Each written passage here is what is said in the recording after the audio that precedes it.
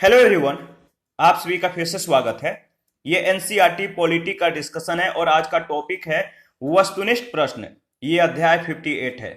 इससे पहले जितना भी हम लोगों ने टॉपिक को कवर किया है उन सभी टॉपिकों पर आधारित एमसीक्यूज है और आपको दोबारा से इसको एक बार फिर से पूरी टॉपिक को रिवाइज करने का एमसीक्यूज के माध्यम से मौका मिल रहा है। तो आप जिस प्रश्न का उत्तर जानते हैं वीडियो को पॉज कीजिए, कमेंट कीजिए, इसके बाद आगे बढ़िए।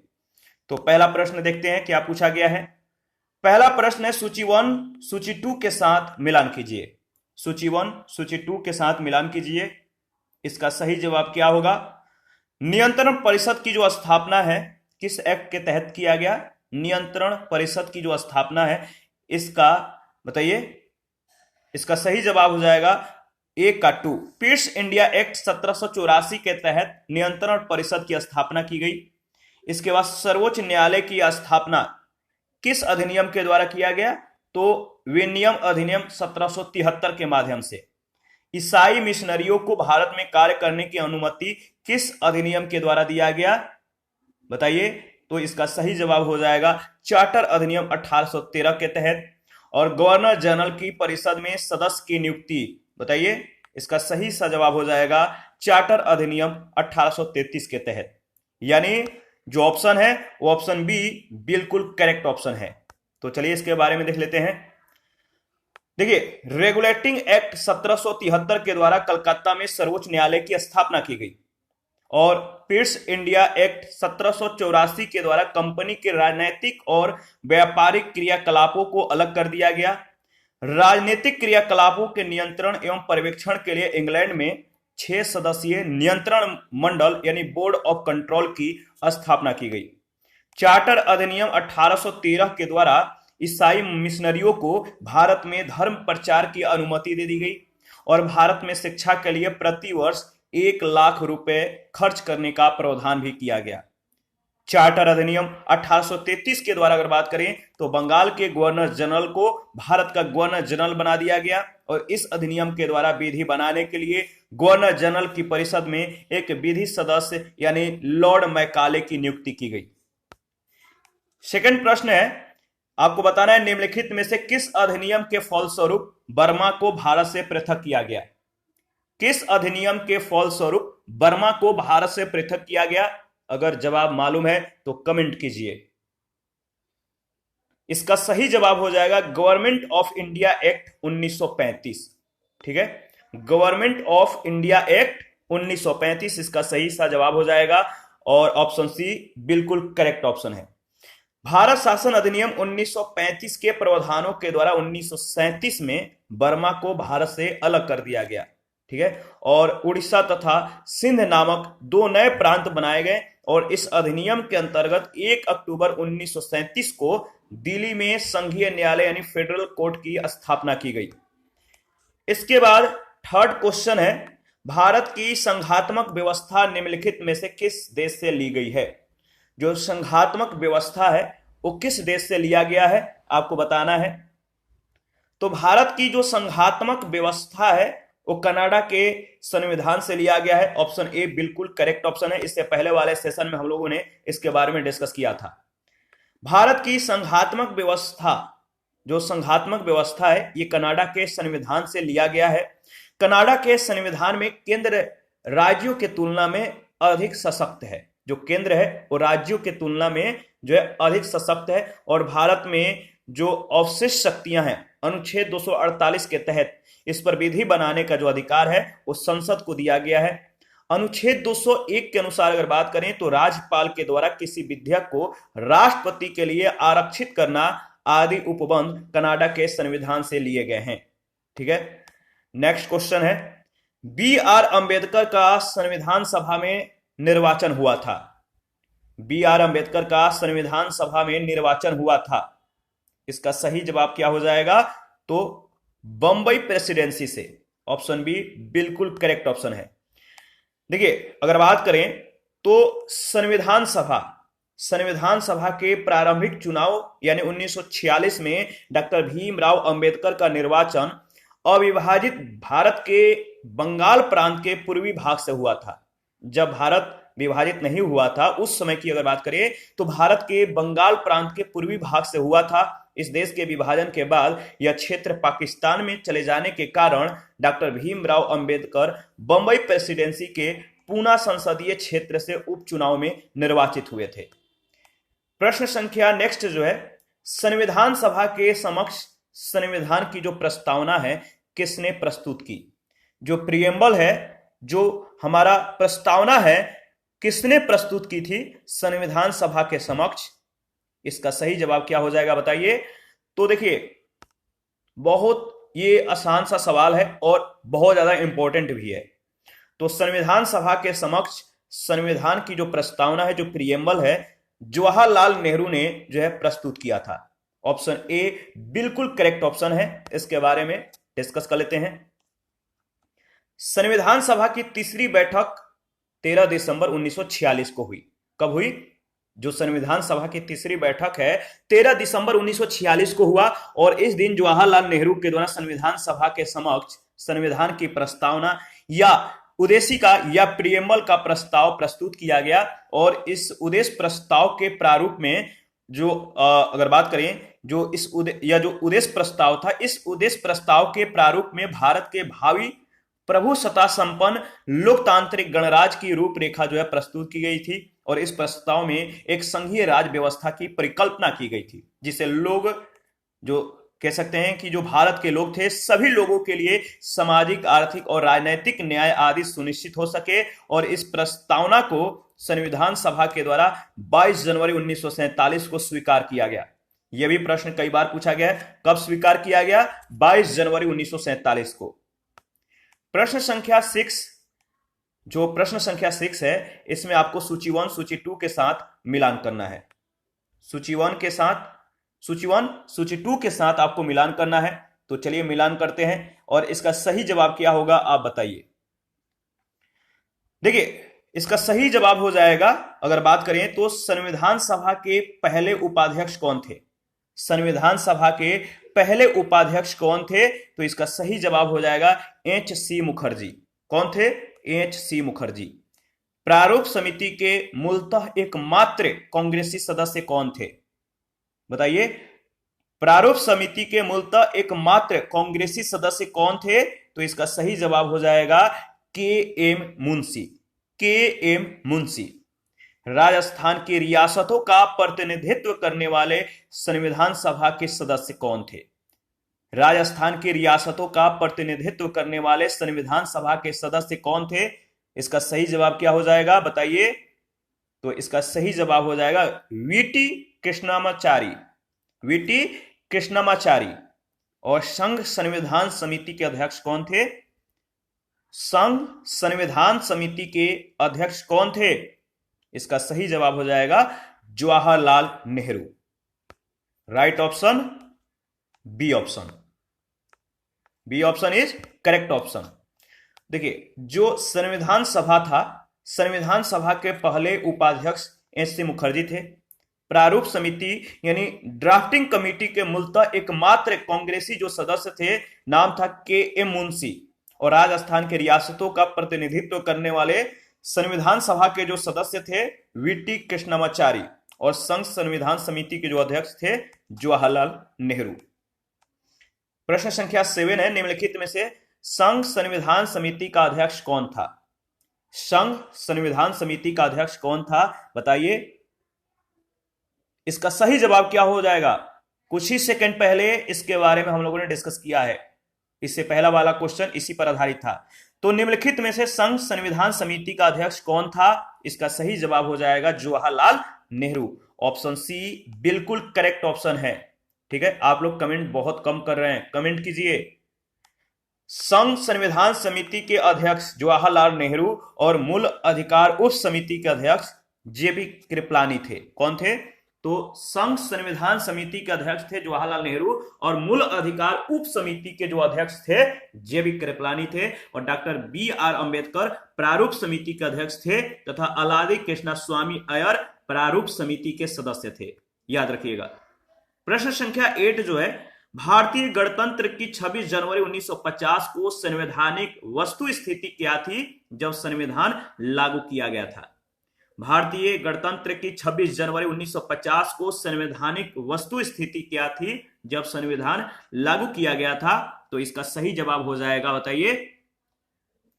देखिए 26 जनवरी 1950 को संवैधानिक वस्तु स्थिति जो थी भारतीय गणतंत्र के समय, अगर बात जब संविधान लागू किया गया था, जब 26 जनवरी 1950 को जो स्थिति था वो क्या था?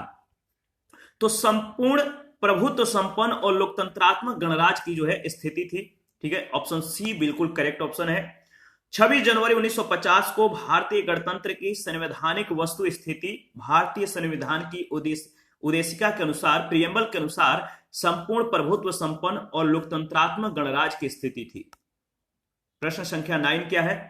पूछा गया है कि संविधान में हमारे राष्ट्र के उल्लेख किन किन नामों से किए गए हैं? जो हमारा राष्ट्र है इनका उल्लेख किन किन नामों से किया गया है आपको बताना है। संविधान में हमारे राष्ट्र का जो उल्लेख किया गया है किन किन नामों से किया गया है? तो भारत तथा इंडिया। ऑप्शन ए बिल्कुल करेक्ट ऑप्शन है। भारत और इंडिया इन दोनों नामों का उल्लेख किया गया है। देखिए संविधान में हमारे राष्ट्र का जो उल्लेख है दो नामों से किया गया है, भारत और इंडिया के रूप में।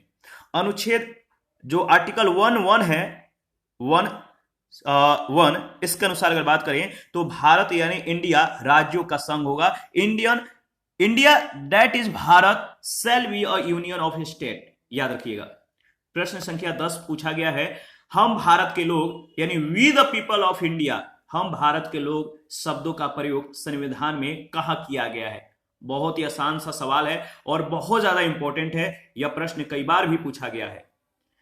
हम भारत के लोग यानी we the people of India, बताइए यह जो प्रस्तावना है, यह जो प्रियम्बल है इस वर्ड से ही शुरुआत होता है, we the people of India, यानी इसका सही जवाब हो जाएगा संविधान की प्रस्तावना में जो हम भारत के लोग हैं यानी we the people of India जो शब्द है इसका प्रयोग किया गया है, तो प्रियम्बल में। Option D is correct option. देखिए भारतीय संविधान की जो प्रस्तावना है, जो प्रियम्बल, इसका प्रारंभ हम भारत के लोग शब्दों से प्रारंभ होता है और इसका अर्थ है कि संविधान का जो मूल स्रोत है वो भारत की जनता है, वही समस्त शक्तियों का केंद्र बिंदु है और वह किसी बाह्य सत्ता के अधीन नहीं है।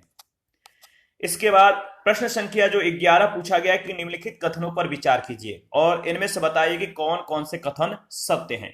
4 कथन दिए गए, कौन कौन सा कथन सत्य है आपको बताना है। इसका सही जवाब क्या होगा आपको कमेंट में बताना है।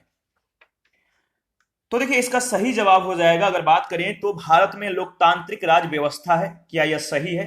बताइए यह सही है? हां या ना में कमेंट कीजिए, हां या ना में। भारत में लोकतांत्रिक राज व्यवस्था है या नहीं? इसका सही जवाब हो जाएगा बिल्कुल सही है। भारत एक प्रभु सत्ता संपन्न राज है, बिल्कुल सही है। भारत में लोकतांत्रिक समाज है, यह भी सही है। और भारत एक कल्याणकारी राज है, यह भी सही है। यानी इसका सही जवाब हो जाएगा ऑप्शन डी 1, 2, 3 एंड 4। भारतीय संविधान की प्रस्तावना में भारत को एक प्रभु सत्ता संपन्न समाजवादी पंथ निरपेक्ष और लोकतांत्रिक गणराज्य बनाने की परिकल्पना जो है की गई है, जबकि भारत को एक कल्याणकारी राज्य यानी वेलफेयर स्टेट बनाने की जो भावना है वो संविधान के भाग 4 के अंतर्गत शामिल राज्य के नीति निर्देशक तत्वों में निहित है। इसी में इसका जो है मतलब की झलक मिलता है। इसके बाद प्रश्न संख्या 12 है, संविधान के प्रथम अनुच्छेद के अनुसार भारत है, जो आर्टिकल 1 है इसके अनुसार अगर बात करें तो भारत क्या है? भारत राज्यों का संघ है। ऑप्शन डी बिल्कुल करेक्ट ऑप्शन है। भारतीय संविधान के भाग 1 के अंतर्गत अगर बात करें तो अनुच्छेद 1 से 4 तक, ठीक है, प्रथम अनुच्छेद के अनुसार अगर बात करें तो इसमें जो है राज्यों का संघ के बारे में वर्णन किया गया है। तो अनुच्छेद 1 से 4 तक संघ और उसके राज्य क्षेत्र का उल्लेख किया गया है। अनुच्छेद 1 के अनुसार, आर्टिकल 1 के अनुसार भारत यानी इंडिया राज्यों का संघ होगा, यूनियन ऑफ स्टेट, यानी भारत के राज्य क्षेत्रों में राज्यों के राज्य क्षेत्र, संघ राज्य क्षेत्र और ऐसे अन्य राज्य क्षेत्र जो अर्जित किए जाएं ये सम्मिलित होंगे। 13 नंबर प्रश्न है, भारत में संघ राज्यों का प्रशासन किसके द्वारा किया जाता है? भारत में संघ राज्यों का प्रशासन किसके द्वारा किया जाता है? इसका सही जवाब क्या होगा? तो भारत में संघ राज्यों का जो प्रशासन है वो राष्ट्रपति के द्वारा किया जाता है। ऑप्शन ए बिल्कुल करेक्ट ऑप्शन है। संविधान के अनुच्छेद 239(1) के अनुसार अगर बात करें तो संसद विधि के द्वारा संघ राज्य क्षेत्रों के प्रशासन की व्यवस्था कर सकती है। उसके अधीन संघ राज्य क्षेत्रों का प्रशासन राष्ट्रपति स्वयं के द्वारा नियुक्त प्रशासक के माध्यम से जो है एडमिनिस्ट्रेटर के माध्यम से जो है करेगा।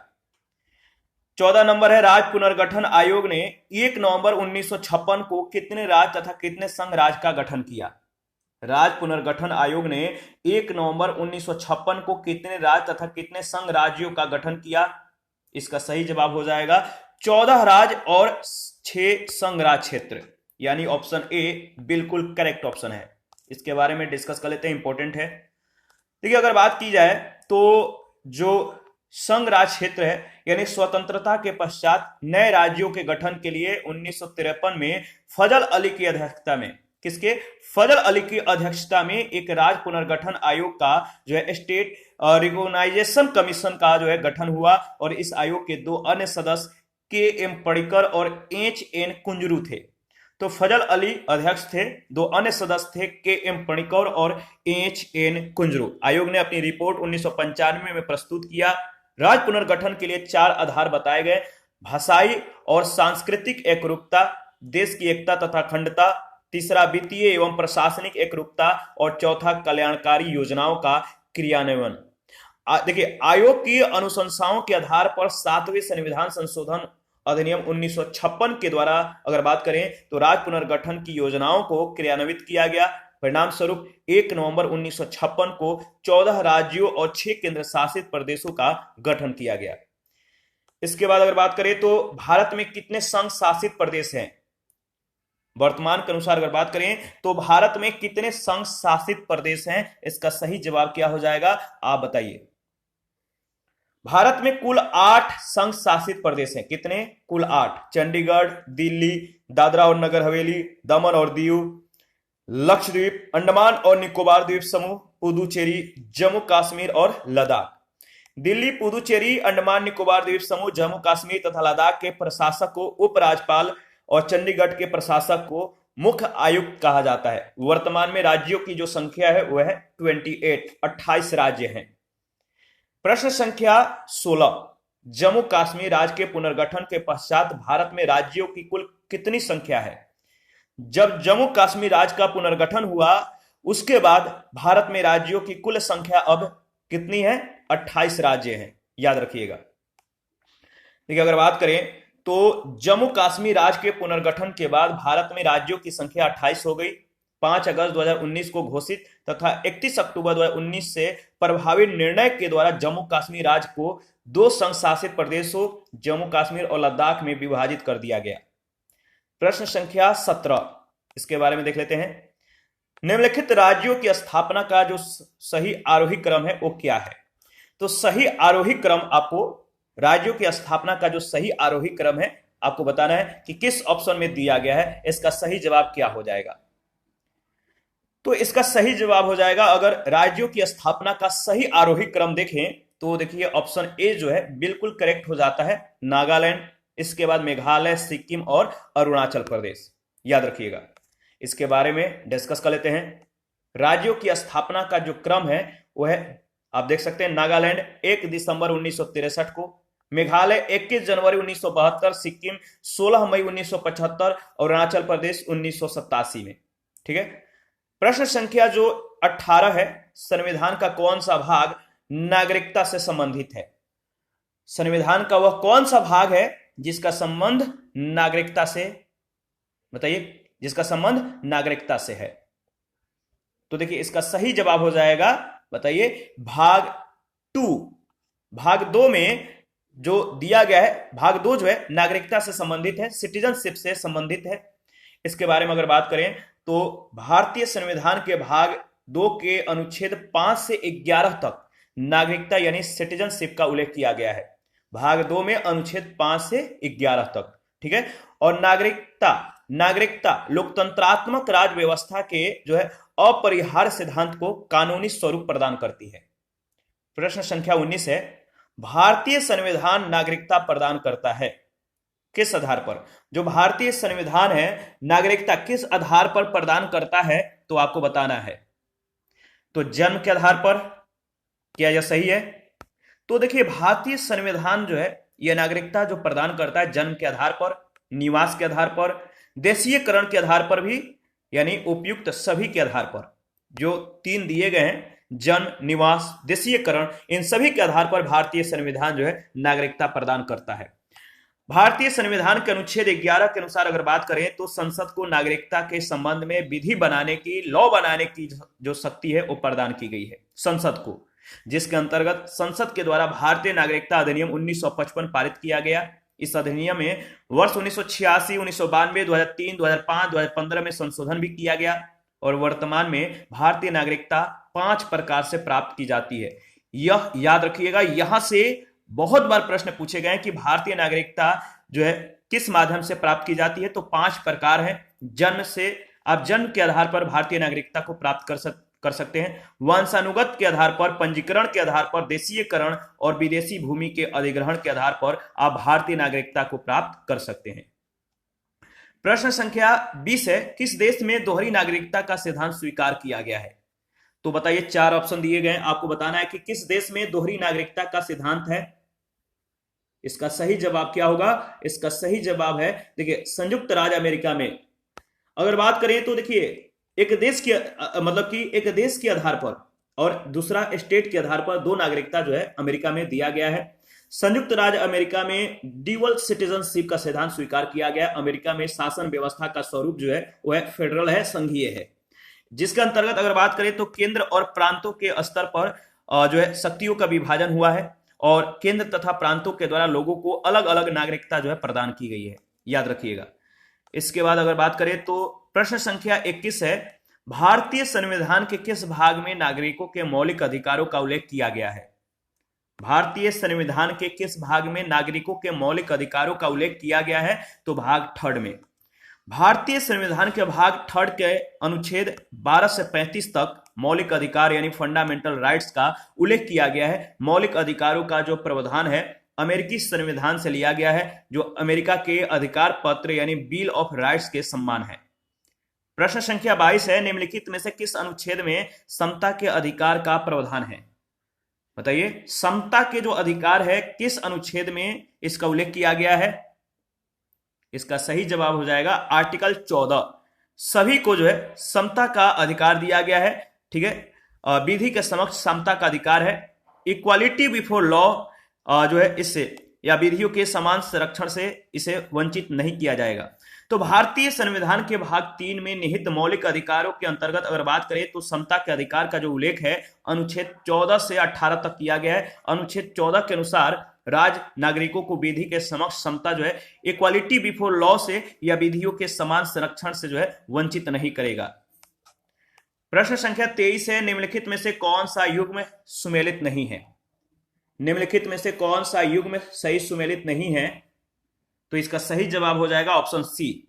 उपाधियों का जो अंत है, जो अनुच्छेद 17 से संबंधित दिया गया है, उपाधियों का जो अंत है इसका जो संबंध अनुच्छेद 17 है यह सही सुमेलित नहीं है।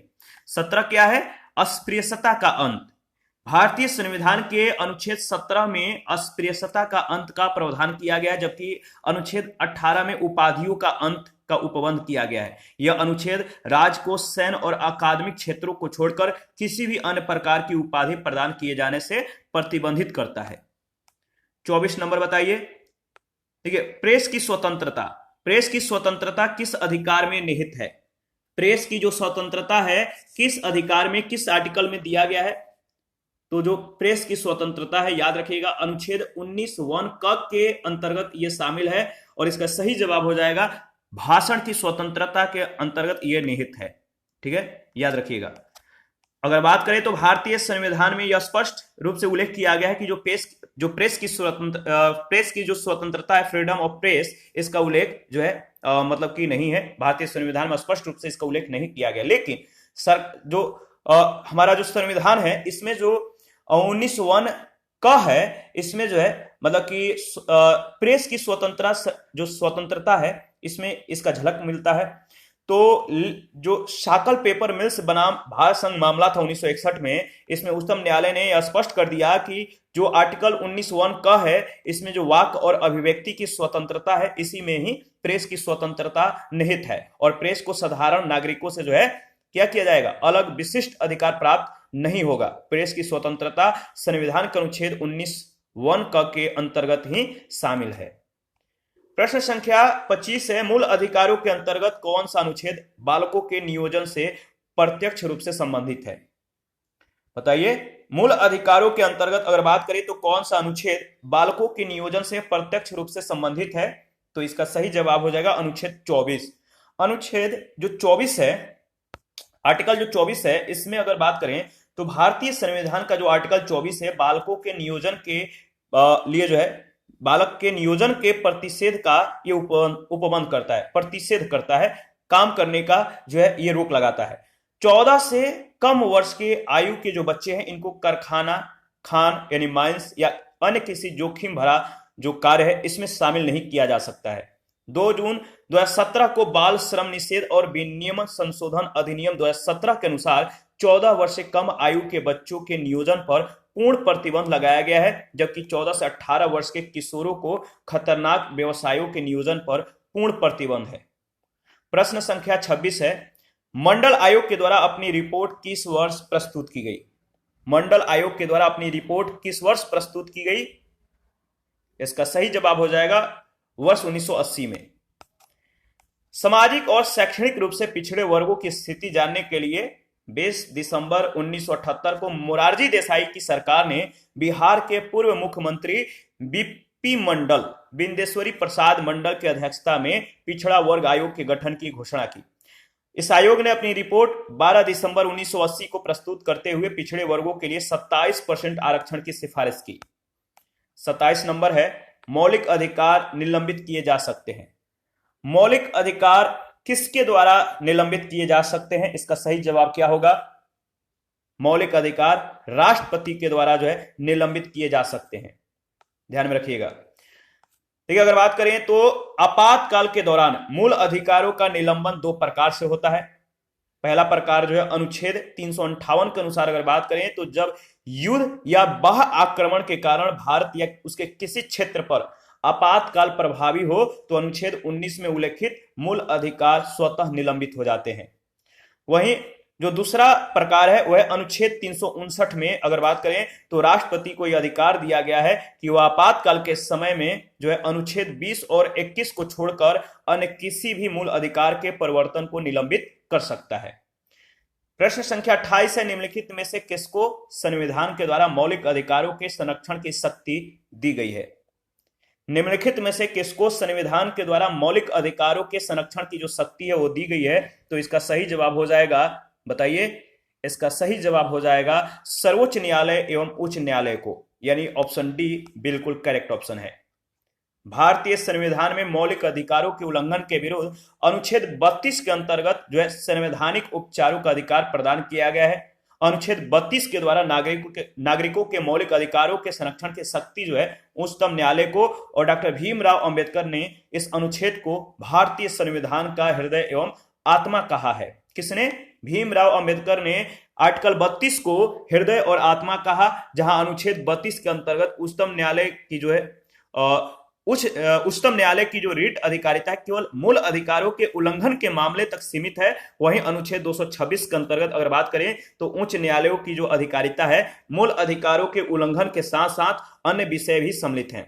न्यायालय 5 प्रकार की रीट जारी करते हैं: बंदी प्रत्यक्षीकरण, परमादेश, प्रतिषेध, अधिकार परीक्षा और उत्प्रेषण रीट।